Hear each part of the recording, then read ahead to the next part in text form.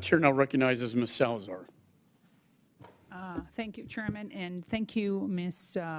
Assistant Secretary Barbara Leaf, for your service, and Mrs. Dana Stroul for being here and answering our questions. You know, I represent the City of Miami, the chairman of the subcommittee on the Western Hemisphere, and I have a few questions to you about Colombia and Cuba.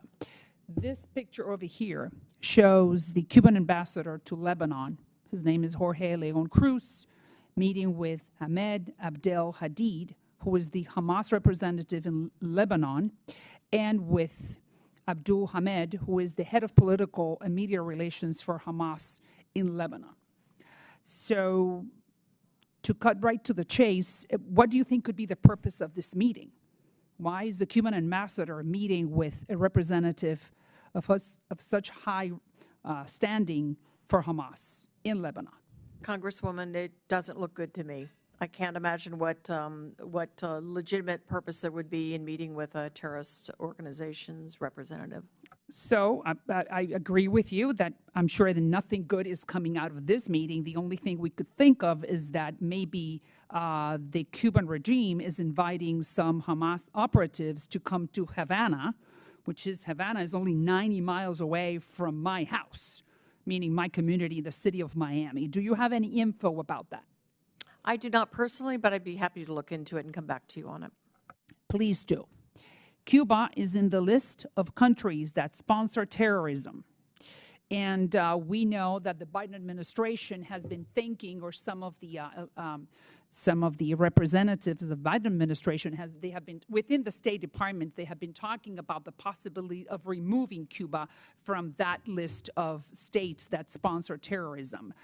Could you send the message to your colleagues that maybe after something like this, Cuba should remain on that list?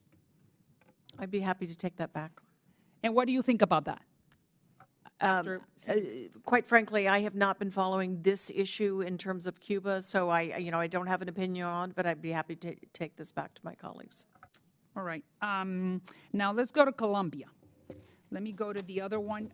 Petro, the president of Colombia, has been, throughout his time in office, he has been talking about Hamas, and one of the comments, and I'm just being pretty rigorous, he compared the Jews to the Nazis at one point. A few days ago, President Petro compared Gaza to Auschwitz.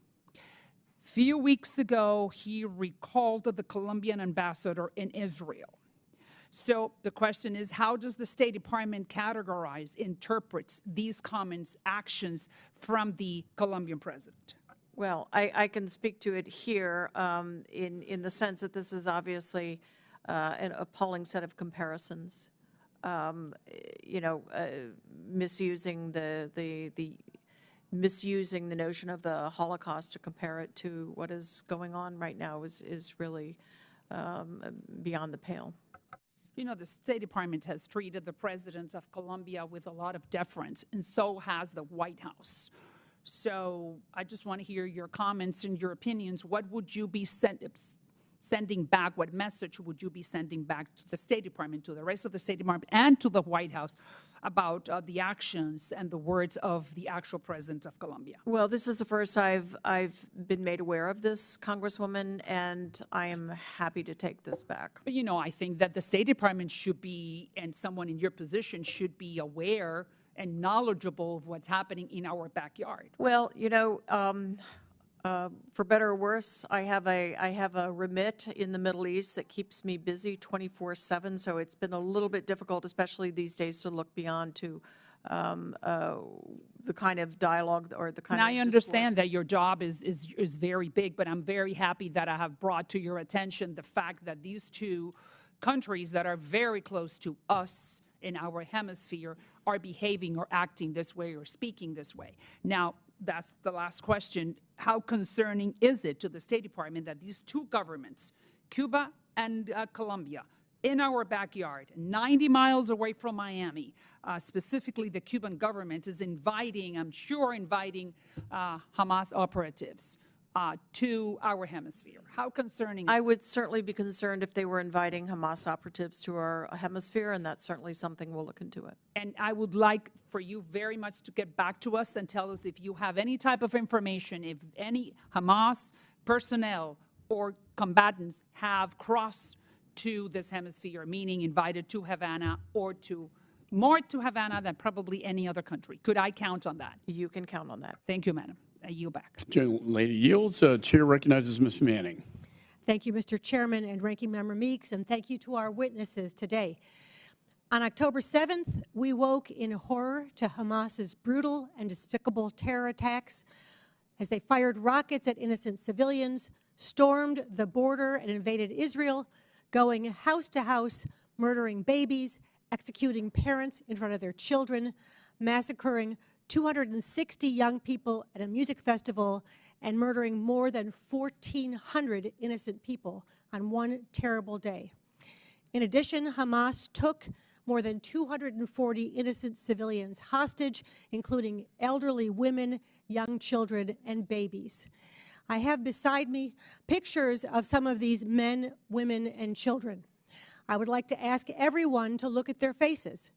Each one of them is a precious individual who has family members who love them and are desperate to know if they are safe and desperate for their return. I have met with the families of hostages for the past 3 weeks. People like the Siegel family from North Carolina, whose relatives Keith and Aviva Siegel were kidnapped from Kibbutz Kfar Aza. People like Gili Rahman, whose sister Yarden handed her 3-year-old daughter Geffen to her husband Alon while they were trying to escape because he could run faster, while she sacrificed herself to save her daughter. And Abigail Moore Edan, who became an orphan on October 7th when her parents were killed in front of her before she was taken hostage alone. Just like the stories of the Holocaust survivors, the story of every hostage is unique and heartbreaking. I have given these families my word that I would continue to tell their stories and push the administration to do everything they can to secure their release. So I know Assistant Secretary Leaf and Deputy Assistant Secretary Stroul, you can give them hope that we will spare no effort to secure their release. I believe you've said that before today. I just want to ask you that question again.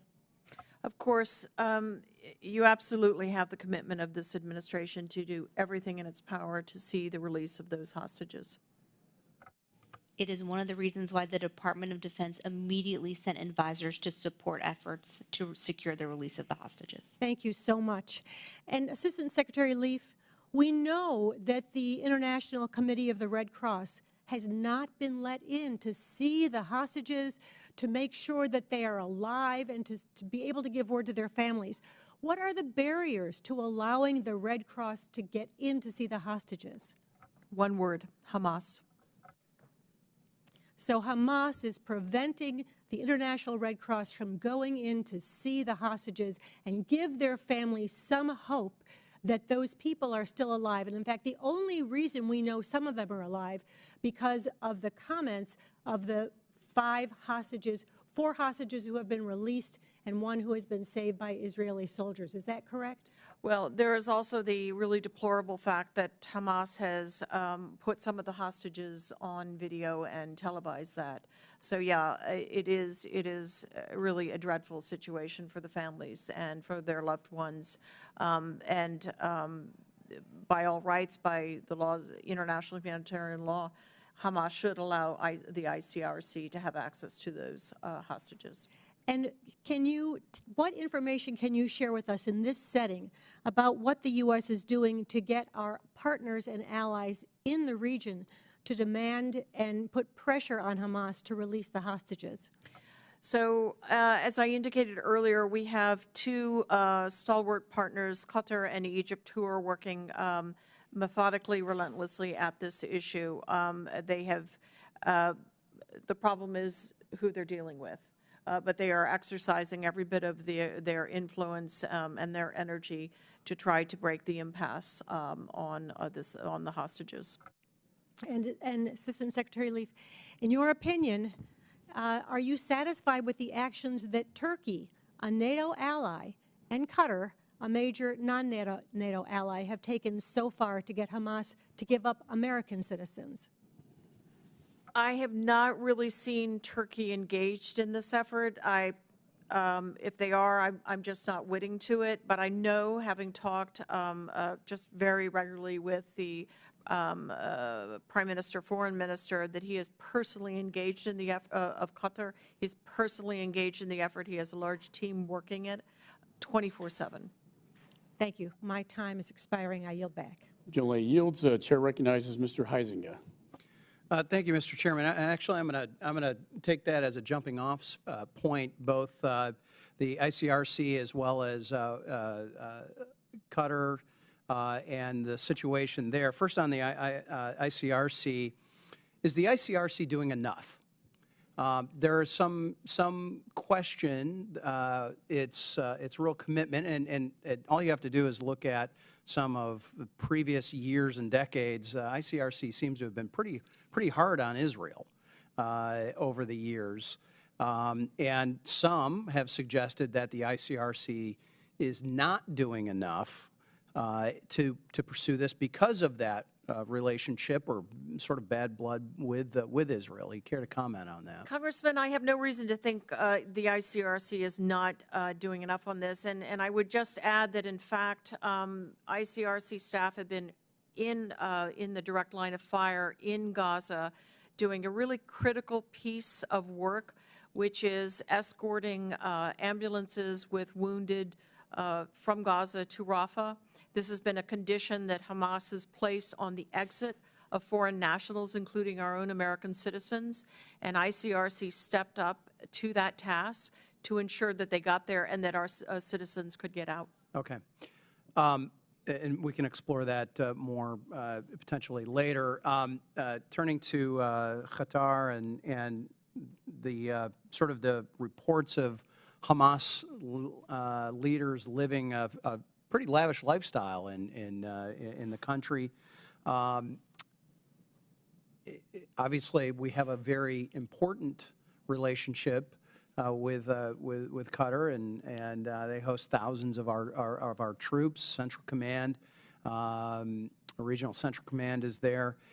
What sort of conversations has the administration had with Qatar to kick out Hamas terrorists currently residing in the country, and really making sure that they are ensuring that they're not providing Hamas with any of the means to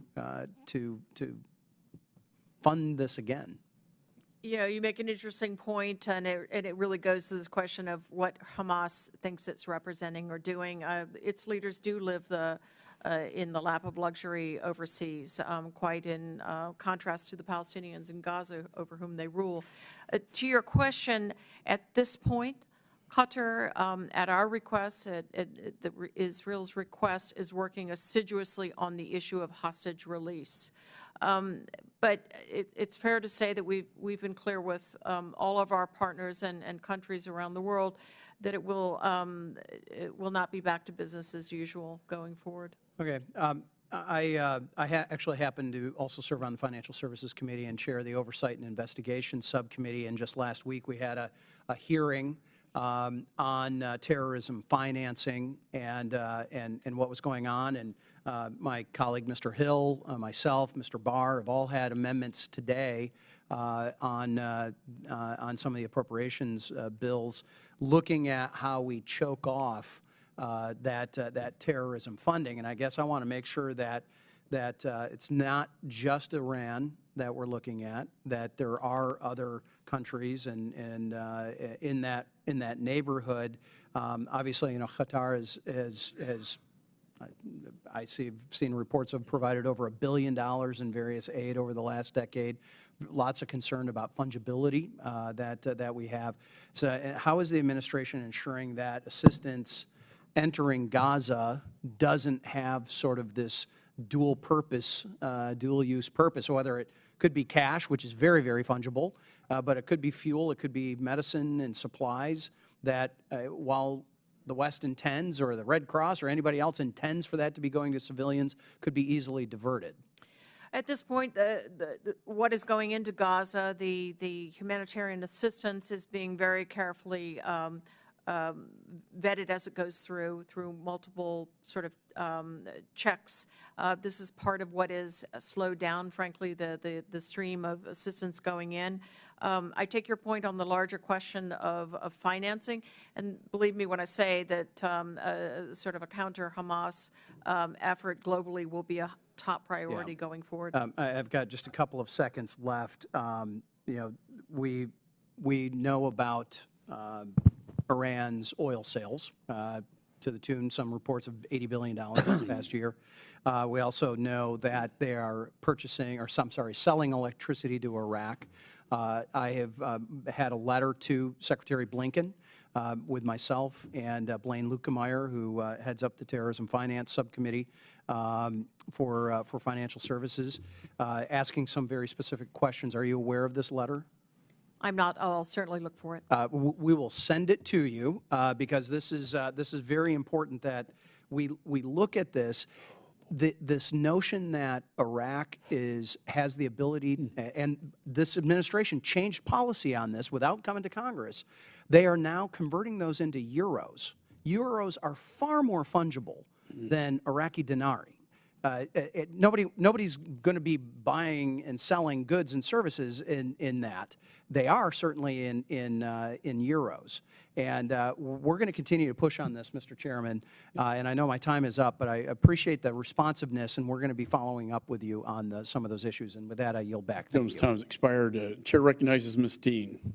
Thank you, Chairman McCall and Ranking Member Meeks, for this important hearing. I thank both of you women for testifying today. More important, I thank you for your service and your clarity of purpose at this extraordinarily challenging time.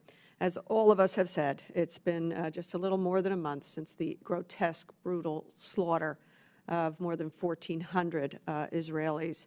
As a mom and a grandmom, the worst, the children, the babies, but men, women, and children butchered, slaughtered, raped, more than 200 hostages, 240 plus, apparently.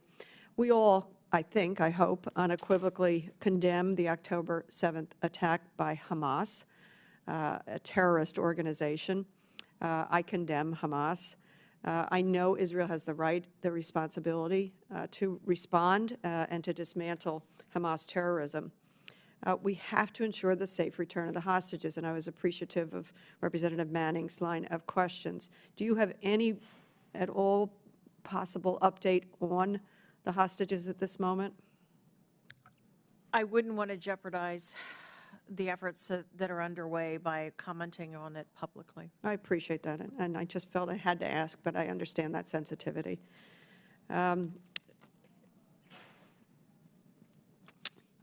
At the same time, we have to do everything to make sure to protect innocent civilian lives on both sides of the fence. And so I decry the loss of life, the loss of innocent civilian life in Gaza. I've called on the administration to do everything in their power, and I'm very proud of the President as well as the Secretary of State for the extraordinary work they're doing.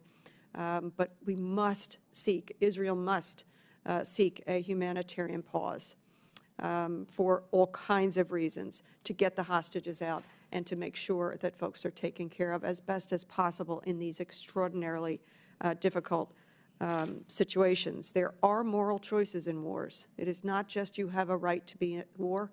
There are moral choices, and I want the administration to continue to lift up innocent life. Dead babies on either side of the fence are unacceptable to me, at least. We've talked a lot about Gaza. I wonder if I could switch a little bit to the West Bank. I've been to Israel. I've been to the West Bank. I've been to Gaza. Ambassador Leaf, you expressed concern about the stability of the West Bank. I'm concerned, too. You note the urgency of reining in extremist settler violence. I am concerned about that, too, which I quote, which has led to the displacement of at least 828 Palestinians from their homes and 15 different communities in the West Bank since October 7th. You point out that even before the start of the latest crisis, there were settler violence attacks day after day, multiple attacks in a single day. 1,400 incidents from January to October of this year. Ambassador, how are you and Secretary Blinken and the administration engaging with Israel, specifically the coalition administration, to prevent further settler violence? When I was on the ground there, the meeting, this was prior to October 7th, the meeting when we asked about settler violence was shut down. What are you doing? This has been a topic of discussion between us and the Israeli government for months, literally. What has really accelerated our efforts has been the phenomenal, really terrible 500% increase in these attacks, sometimes several dozen a day. They're also more violent, beatings and destruction of property. Some Palestinians have been killed by settlers. Yes. And Quite a few. Yes. Yeah. Yes. And destruction of property that is aimed really at wholly damaging, destroying the economy, the livelihoods of these communities. So we have been relentlessly on this issue, and I would say there has been a belated but welcome sort of awakening to the alarming trend lines, awakening in the senior leaders among the senior leaders of the coalition. And they have committed to us to pursue, to deter, to prevent these activities, and to bring to accountability those who engage in them, whether they are members of the armed forces, the IDF, or settlers themselves. Yeah. And so, as Secretary Blinken said several days ago when he had this engagement with the government, he heard the right thing, but we're going to follow this in detail. And we want to see accountability. Okay, And I apologize, my time has expired, but I'm going to offer in writing some questions for you as well. So I thank you both very much. I yield back. Delay yields. Chair now recognizes Mr. Hill. Thank you, Mr. Chairman. Thank you, ladies, for being here and for your testimony. Thanks for hanging out for this extended period of time. Secretary Leaf, great to see you. I feel like we're ships passing in the night. I go in an embassy, you've just left, or go in a ministry, you've just left. So thanks for the incredible engagement you've had in the region this year, and I know it's paid off now that we're in a crisis mode. No, but I mean, having been so deeply engaged all year, we're now in a crisis mode. I think those hours pay off. My office has been in contact with a constituent from Central Arkansas whose wife and 2 young kids, 6 months and 2 years in Gaza. And they're in touch with the embassy, and the State Department has all their information. State Department's, done a reasonable job staying in touch with them, so I'm not on the complaint factor there. But the situation at Rafah border crossing has been really tenuous. What's your plan to get the Rafah border crossing open so Americans who are stuck in Gaza can have more predictability about getting out? So, Congressman, this is an issue that we are just working nonstop. Nobody is more dedicated to this task than Ambassador Satterfield and his whole team. The complexity of the task has been that essentially Hamas has conditioned outflow of foreign nationals on a steady stream of wounded being taken through the Rafah crossing. That has required a really meticulous scrubbing of those lists to make sure there are no fighters who are among the wounded. Very careful calibration between Israel and Egypt to ensure that sometimes there is fighting in the vicinity. Sometimes the comms are down. So we have compiled a list of, I think, about 700 such constituents or American citizens and their families, and we're working at metering them through day after day. Thanks. Well, I think it's tough. The woman who's my constituent is a Palestinian passport. She's a U.S. green card holder, and her 2 kids. I mean, 6 months and 2 years. The kids get on the list, but the parent doesn't. I mean, that's ridiculous. No, and actually what is happening is sometimes families will be on different lists, but we have a consular team on the other side, and we are putting people together. Good. That's really important, I think. And it's a daily drama for many members who are helping Americans because they find their names are not on the list, and we get the call right after that. So thank you for your diligence. This year, the House NDAA included Monoma amendments to report to the USG on Iran's threats against the United States, our allies in the Middle East. And in follow-up to your conversation with Chairman McCall, I mean, clearly Iran backs these proxies, and but in testimony here, the State Department said they would not recommend that Shia militia, for example, be on a future modification of the AUMF. You think state still stands by that? DOD still stand by not including Shia militia or Hezbollah on an AUMF? Yes, we still do not support including Iran-aligned militia groups on the 2001 AUMF, which was specifically geared towards non-state actors. Our objective is to de-escalate in the region and prevent regional war. Yep. Well, I'll ask you how that's working. Not so good. I think they've ramped up this effort, and everything that we thought might come true over the few years is absolutely coming true, between Houthis shooting cruise missiles over Saudi Arabia at Israel. This is why I think we have to take a much tougher stand towards Iran and Iran-backed militia. Normalization, Secretary Leaf, this is one you know my feelings about the Assad regime, and again, the Arab League went forward. You cautioned on that. Secretary Blinken, much even more aggressive than you, public and in private, about absolutely not doing it, but they've done it. So have you seen anything that's remotely on track for Assad becoming suddenly such a good member of the local community? No, but on the other hand, if he thought he was going to reap great benefits, he has not done so. True, So, true. But what do you make of the foreign ministers group that is not going to report for a whole nother year on their recommendations on what the Assad regime might do in order to earn such benefits? I think it speaks to the lack of results wholly exclusively because of Syrian intransigence. Yeah. It's a dead end. I think it is too, and I've certainly expressed that personal view, not on behalf of anybody but myself, to Saudi Arabia and in Jordan and in Iraq. There's a real mixed view on that, and I hope that the United States will speak with one voice that normalization was a bad idea, and that we're monitoring very closely how we can help get those results now that they've done it. I'll yield back, Mr. Chairman. Gentleman yields. Correct. I think that may have been a trigger for this Hamas invasion of Israel, to be honest with you. In addition to being the 50-year anniversary of Yom Kippur. Chair now recognizes Mr. Stanton. Thank you very much, Chairman McCall and Ranking Member Meeks, for convening this important hearing on support for one of our nation's strongest allies, Israel. And I want to thank the witnesses for being here today for this their long testimony. Recently, I've had honest and emotional conversations with my constituents in Arizona, people I have known and respected and worked with for decades. And I've heard the deep divisions, as well as the fear created by the tragic rise in anti-Semitism and Islamophobia here in the United States. As Americans, we can freely debate many contentious issues, but we cannot allow that to turn into hatred. Since its founding 75 years ago, America's support for the only democracy in the Middle East has been resolute and unwavering, and always bipartisan. That cannot and will not change. But the reality is that Israel cannot be secure, and there can be no lasting peace for Israelis or Palestinians, no two states side by side, until Hamas is destroyed.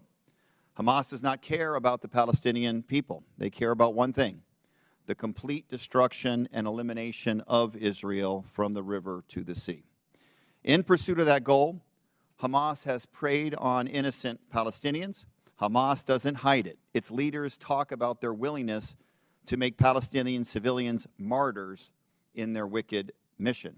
And right now, Hamas is holding 240 women, children, grandparents, Holocaust survivors hostage in unknowable conditions, hostages they have threatened to execute.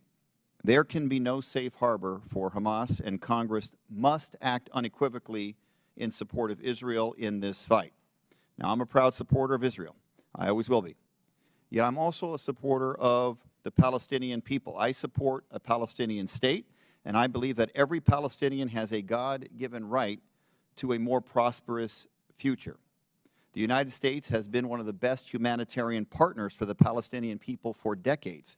sending billions of dollars into the West Bank and Gaza. And I'm grateful that President Biden restored U.S. assistance to the Palestinian people after President Trump had ended it. Today, we should do everything we can to get aid to those in Gaza who need it the most, including food and clean water, medical care, fuel, and shelter. History has reminded us time and time again of the importance of a Jewish state. We must protect it, not only because it is the right thing to do, but because Israel's security is tied to America's national security. Shared Israeli intelligence boosts our own government's ability to anticipate and respond to threats in the Middle East, and Israel's qualitative military edge provides a measure of stability in this region. This Congress needs to quickly pass a national security funding package that mirrors the President's full request, one that includes humanitarian aid to Gaza, additional aid to our ally Ukraine, and funds to secure our southern border, and I will work across the aisle to get this done. I have a question for Assistant Secretary Leaf. Thank you for answering Ranking Member Meek's earlier question about the future administration of Gaza. It's something that I'm particularly worried about as well. You said that, quote, the Palestinian Authority is the appropriate place to look for governance, unquote. In your opinion, what is the most realistic scenario of what a Palestinian Authority governance would look like in Gaza? So, you know, this is a profoundly difficult question to answer at the moment. We're doing a lot of analysis and looking at the question holistically. The Palestinian Authority, as you know, has only partial responsibilities in the West Bank. It does not govern the entire space, and it doesn't have equal measures of responsibilities in areas A, B, and C. What we'll see in terms of security conditions within Gaza, if Israel is successful, or depending on the degree of success that Israel has in incapacitating the military capabilities of Hamas, will go directly to who and how manages that. So I would, you know, we're just at the front end of looking at that. I can't really tell you whether the PA is fit to purpose to go in immediately, probably not. And so we will consult thoroughly with both Israel and the Palestinians as we think through this prospect. All right, I have additional questions that I will submit in writing for the record, including how the Department of Defense will accelerate deliveries of security assistance to Israel, including Iron Dome and Scepters and other weaponry. But with that, I will yield back, Mr. Chairman. Thank you, Congressman Stanton. We now proceed to Congressman Jim Baird of Indiana. Thank you, Mr. Chairman and Ranking Member Meeks, and I appreciate the witnesses being here very much. And so my question relates to this background. The United Nations Relief and Works Agency for the Palestinian Refugees in the Near East, and UNRWA for short, as I'm sure you know, is a UN agency tasked with, according to their mandate, and I quote, to carry out and direct relief works programs for Palestinian refugees and their descendants. The UNRWA General Counsel, James Lindsay, candidly admits, quote, oh, I am sure that there are Hamas members on the UNRWA payroll, and I don't see that as a crime.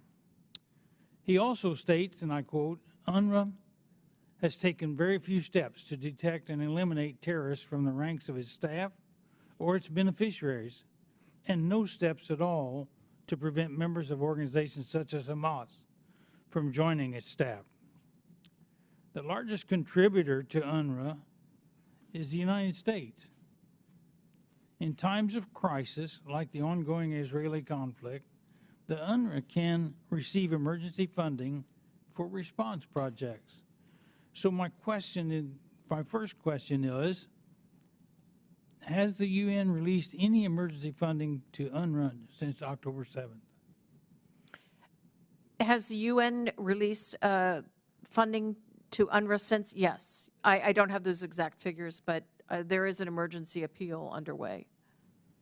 So in continuing with that thought, so how many U.S. taxpayer dollars have been authorized to UNRWA, and how much of that money has been funneled to Hamas? We, I think, provided something on the order of $300 million this year. Those monies go to provision of critical services to Palestinians across the region: Syria, Lebanon, Gaza, West Bank, and Jordan. And right now, much of UNRWA's attention is focused on the really critical life-saving support that it provides in Gaza to the Palestinians there. I'm not aware of any such monies being diverted to Hamas. We have rigorous oversight of these matters, as does UNRWA. So in your opinion, should the United States continue to fund UNRWA, and if so, why? UNRWA plays an irreplaceable role in Gaza, especially at this time, Congressman. There is literally, they have the infrastructure and the personnel on the ground to reach Palestinians in need and distress, in harm's way. Thank you. Ms. Stroul, do you have any comments in that regard in terms of? Broadly speaking, the Department of Defense believes that delivery of humanitarian aid to civilians in need in Gaza is both a moral, operational, and strategic imperative, and we support the Department of State.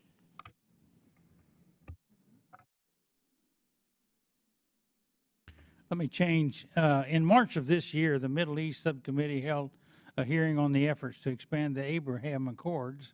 Talking about it then, it was more focused on how we can work to expand the Accords.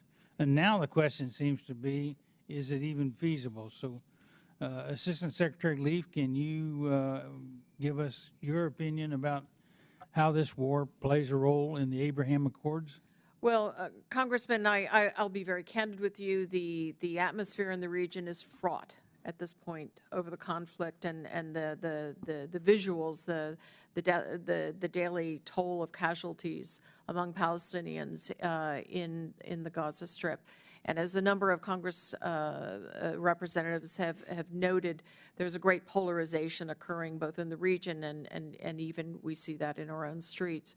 All that said, there will be an end to this conflict, and there will be a lot of work to do on the other side of this conflict.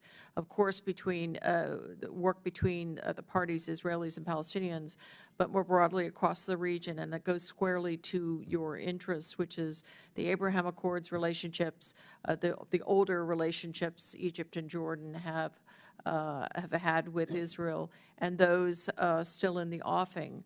We regard this as one of the critical pieces of our work, of our diplomatic work in the period ahead, post-conflict. So I see I'm out of time, and I thank you, and I yield back. Thank you very much, Congressman Baird. We now proceed to Congressman Jonathan Jackson of Illinois and South Carolina. Thank you very much. Thank you, Undersecretaries. Thank you, His Absence, Chairman McCall. Thank you, Ranking Member Meeks. I've had the pleasure once again to go to Israel this past September on a delegation with the Congressional Black Caucus. And from there, we went to Rwanda, and they were showing the connectivity of one culture that had experienced genocide and the other that had experienced the Holocaust and the commonality. I, like many of my colleagues, have condemned the atrocious attacks, the terrorist attacks of Hamas, and stand by that. I was one of the several of the people that stood for a ceasefire. And I want to be clear, what ceasefire means to me is, first of all, bringing back our hostages, reconciling human beings, reconciling family members.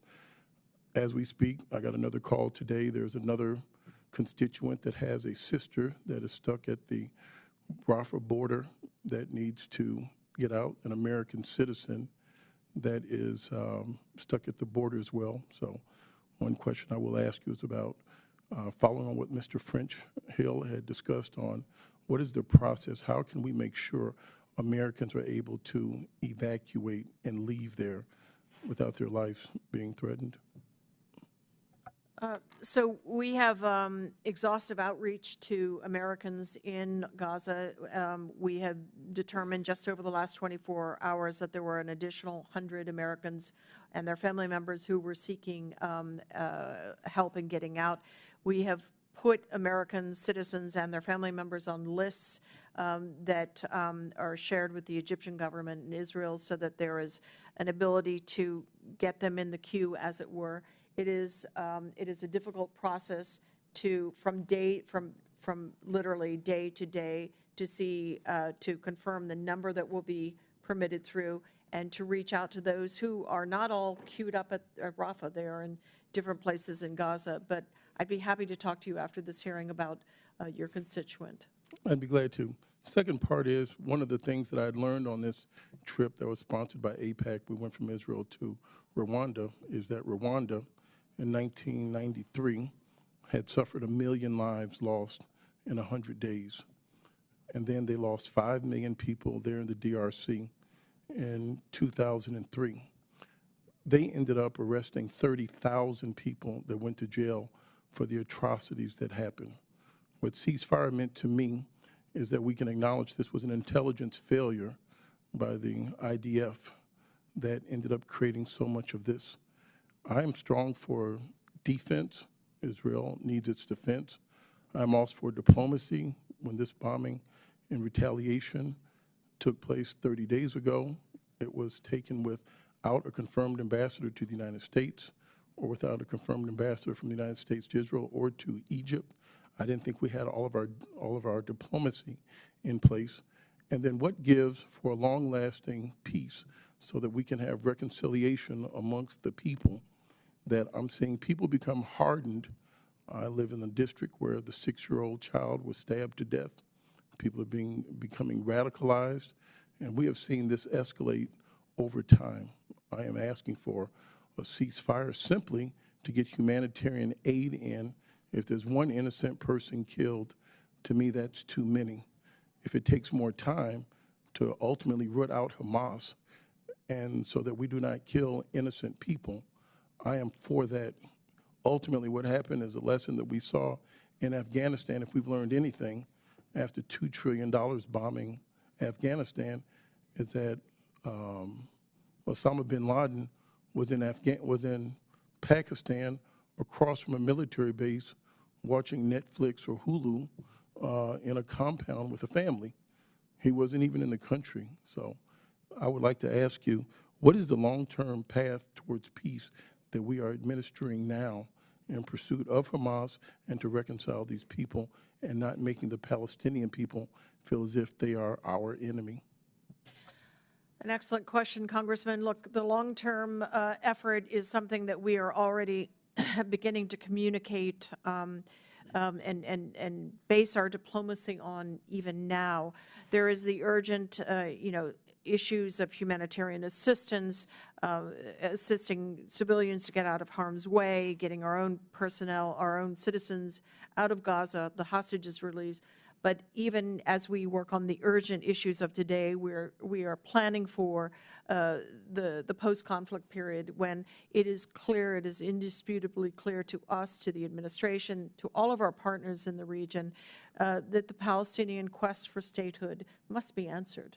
We must contribute. We must lay out a pathway for a negotiated solution to that end. They have a right to a state. That has been recognized by multiple administrations over decades, and that quest must be answered lest radicalization really derail it once and for all. Hamas is determined to weaponize this cause, and that is something that we must work urgently to prevent. I take your point on a ceasefire. I would just say that we are working assiduously for humanitarian pauses that will get at just the things that you're talking about. A ceasefire when it comes, or an end to hostilities when it comes, we want to see really an end to Hamas's ability to operate as it has in the past, ruling by terror, by fiat, but also perpetrating attack that really we must never let be repeated. Thank you for your time. Thank you. I yield back. Thank you, Chair. Thank you, Congressman Jackson. We now proceed to Congressman Keith Self of Texas. Thank you, Mr. Chairman. I'm trying to reconcile some things that I've heard today and that Hamas leadership has said. Wait a minute. Before I get to that, we just struck IRGC affiliates again in Syria today, apparently within a couple of hours. Why does the Biden administration refuse to put Iran surrogates on any AUMF? How can you continue to do that? Because I've heard you use the word de-escalate here. This region, after service in the military in Egypt, Israel, Afghanistan, and Qatar, this region understands one thing, it's power. If we're going to deter, we must have the power, in hitting empty or even storage sites that may not be empty do not seem to me to be deterrence.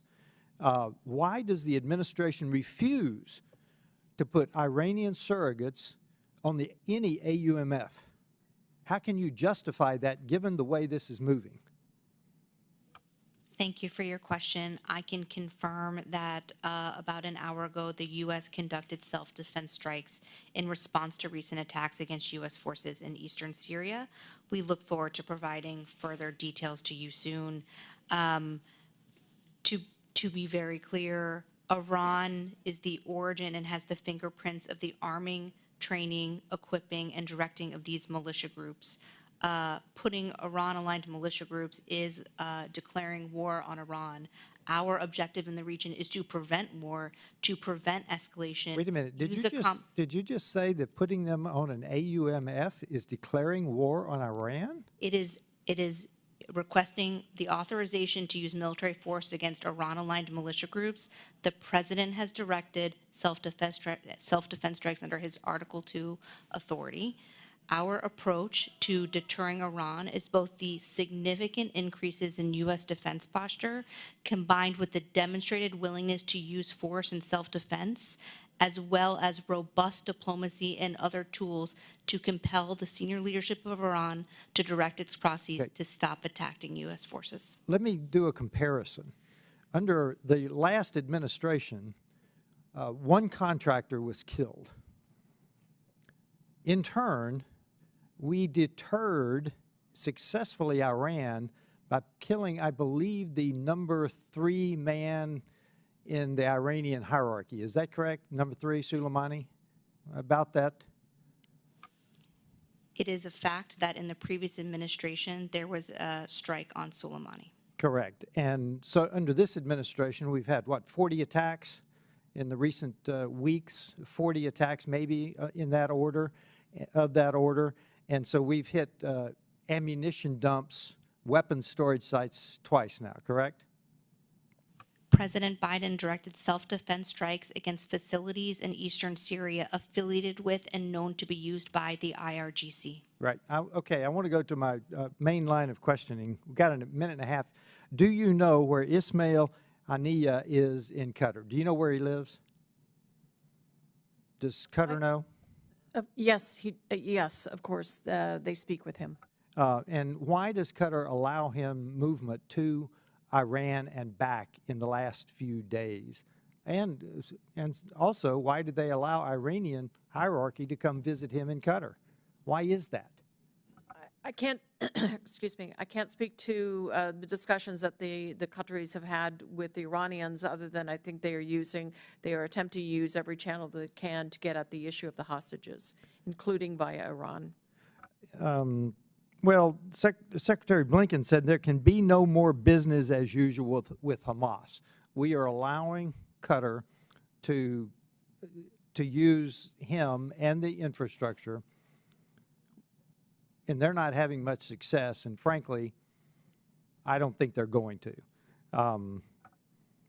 So if we're going to have a new reality, and then I go to, I understand releasing the hostages, but when I hear Hamas leadership say, we will do October 7 again and again, when we hear them say, I believe it was today or yesterday, they are seeking permanent war, because they've said one of the reasons they kicked this off is because the Palestinian issue had disappeared. Now, I would like to ask you a question about Palestinians, because we're talking in this committee about Palestinians like they're only in Gaza and the West Bank. They're not.